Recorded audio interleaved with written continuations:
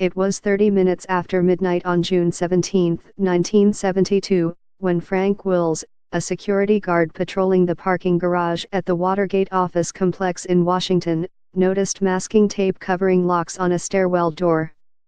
Wills thought perhaps the maintenance crew had taped the doors to keep them from locking. The 24-year-old ripped off the tape, then went for his shift break across the street to the restaurant at the Howard Johnson's Motor Lodge for carry-out.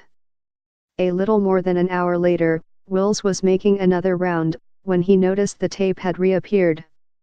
Suspicious, Wills called police and reported a burglary in progress at the Watergate.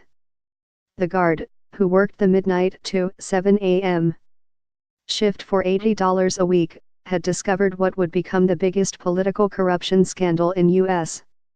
history, so big that it led to the resignation of President Richard M. Nixon. His mostly forgotten role in the Watergate scandal gets a new burst of attention Friday when The Post, directed by Steven Spielberg, and starring Meryl Streep and Tom Hanks, hits theaters. The final scene in the movie, already generating Best Picture Oscar buzz, belongs to a flashlight-wielding Wills. The guard wrote in blue ink in a security log now stored at the National Archives, 1:47 a.m. found tape on doors, call police to make an inspection. Another inspection. Plainclothes officers responded. When they entered the sixth-floor offices of the Democratic National Committee, they found the room ransacked. Police arrested 5 men, some of them former CIA agents carrying bugging equipment. According to the Washington Post's first front-page story, they wore surgical gloves and carried sophisticated walkie-talkies and $2,300 in crisp $100 bills. They came out with their hands up. The morning after the break-in, Post reporter Carlin Barker went to interview Wills at his rooming house in D.C. "I remember going there and knocking on the door, and he was carrying a kitten," Barker told the Post in 2000. "He was very nice," he told. The same story we all know. Soon after Watergate, Wills' name faded from the headlines. He gave $200 speeches or interviews whenever an anniversary of Watergate rolled around.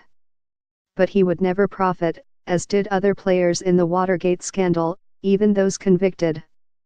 Wills had quit his job with the security company in 1973 after he wasn't given a raise.